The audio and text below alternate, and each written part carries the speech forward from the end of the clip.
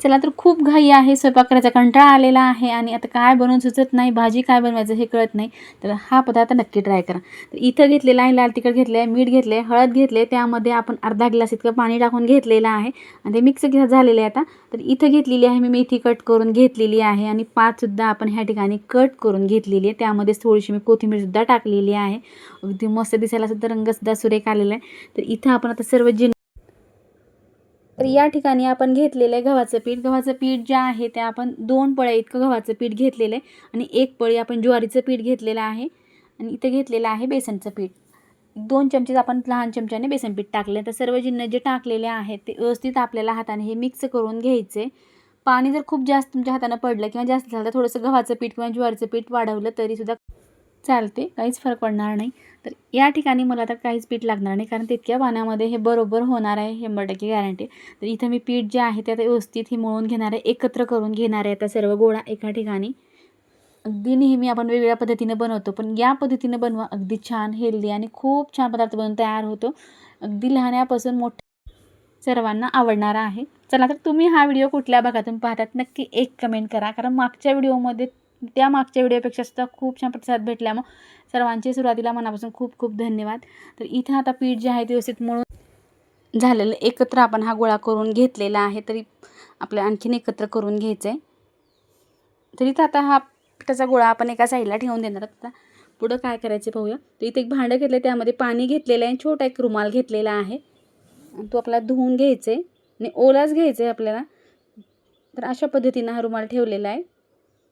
आता ह्यावरती एक चपाती इतका गोळा घेऊन आपण थापून घेणार आहोत. जसं की नेहमी आपण थालीपीठ थापतो त्याच पद्धतीनं आपल्याला हे थापून घ्यायचं आहे. सकाळच्या घाईमध्ये किंवा गडबड असेल, जेव्हा चपाती भाजी आपल्याला बनवायचा कंटाळा येतो किंवा मुलांना तेच तेच खाऊन बोर झालं की असा काहीतरी प्रकार केला तर मुलं टिफिनसुद्धा पूर्ण संपवून येतील आणि घरीसुद्धा खाण्यासाठी अगदी मस्त नाश्ता आहे. नक्की ट्राय करा. अगदी सोपी पद्धत आहे आणि काहीतरी वेगळ्या पद्धतीनं केलं की काहीतरी वेगळं वाटतं, त्यामुळे थोडंसं वेगळ्या पद्धतीनं बनवलेलं आहे. तर भरपूर अशावरून तीळ टाकलेले आहेत आणि तिळामुळे दिसायला पण खूप छान दिसते आणि टेस्टला पण खूप भन्नाट लागते, त्यामुळे तीळ भरपूर टाका. आता एका साईडनं आपण तीळ टाकून घेतलेले आहेत. गॅसवरती आता मी तवा गरम होण्यासाठी ठेवलेला आहे. तर मोदीमध्ये आपल्याला थोडीशी छिद्र पाडून घ्यायचं, जे की आपल्याला तेल पण टाकता येईल आणि चांगले खमंगत भाजले जातील. तर थोडंसं आपण तव्याला सुरुवातीला तेल लावून घेतलेलं आहे, कारण पहिला थालीपीठ म्हणलं की चिकटाची शक्यता असते, त्यामुळे तेल आवर्जून लावून घ्या. आता थालीपीठ जे आहे ते आपण तव्यावरती टाकणार आहोत. बघू शकता अगदी मस्त निघालेलं आहे, छान मोडलेलं सुद्धा नाही. अगदी छान परफेक्ट पीठ तयार झालं की बिलकुल चिकटत नाही. थोडंसं वरतून तेल टाकायचं, जे की चिकटणार तर नाहीच, पण खूप छान टेस्ट आहे. तेल भरपूर टाका. तेल टाकल्यामुळे काय कुरकुरीत पण होतं आणि टेस्टला पण छान भन्नाट लागतात, त्यामुळे दोन्ही साईडनं तेल टाकून छान आपल्याला हे खरपूस भाजून घ्यायचं आहे आणि टेस्टला तर अगदी भन्नाट लागते. जर चॅनलवरती नवीन असेल तर प्लीज चॅनलला एक लाईक करा, शेअर करा, सबस्क्राईब करा. जेव्हा मी असे नवीन व्हिडिओ बनवेल तुम्हाला पाहायला भेटतील. किंवा तुम्ही ह्या चॅनलवरती नवीन असाल तर एक कमेंट नक्कीच करा. तुम्ही जर एखादी कमेंट केलात तर अगदी छान रेसिपी बनवण्यासाठी आणखीन प्रोत्साहन भेटते आणि यापेक्षा भन्नाट रेसिपी तुम्हाला आणखीन पाहायला भेटतील. चला तर ह्या ठिकाणी एक तर आपलं थालीपीठ छान भाजून झालेलं आहे, तर त्याच पद्धतीनं मी ह्या ठिकाणी सर्व थालीपीठ जे आहे ते मस्त आता बनवून घेणार आहे. आणि सोबतच खाण्यासाठी तुम्ही दह्याची चटणी किंवा नुसतं दही जरी घेतलं तरीसुद्धा खाण्यासाठी भन्नाट लागते. नक्की ट्राय करा. तर इथं या ठिकाणी मी चटणी बनवलेली नाही. जर तुम्हाला चटणीचा व्हिडिओ पाहायचा असेल तर मागच्या व्हिडिओमध्ये जर चॅनलवरती जाऊन पाहिला तर त्यामध्ये चटणीचे व्हिडिओ भरपूर टाकलेले आहेत, तुम्ही ते जाऊन पाहू शकता. तर या ठिकाणी मी आता होल पाडलेले नाही आहेत, तर अशा पद्धतीनं बनवलं तरीसुद्धा खूप खूप छान तयार होतात.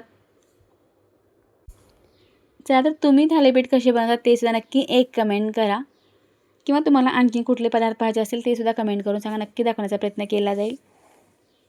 चला तर बोलता बोलता सर्व थालीपीठ जे आहे ते मस्त खमंग तयार झालेले आहेत. आपला नाश्ता सकाळचा तयार झाला आहे किंवा टिफिनसाठी देण्यासाठी तयार झालेले आहेत. मी तर टिफिनसाठीच केलेले आहेत.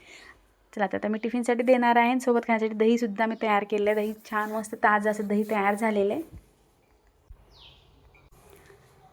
तर या ठिकाणी सर्व थालीपीठ जे आहे ते माझे बनवून झालेले आहेत. प्लेटमध्ये आता मी सर्व थालीपीठ जे आहे ते काढून घेणार आहे. तर पहा रंगात तर सुरेख झाले आहेत, चवीलासुद्धा भन्नाट झाले आहेत. तुम्ही हिरवी मिरची टाकला तर आणखीन चवीलासुद्धा भन्नाट होतील, नक्की टाका.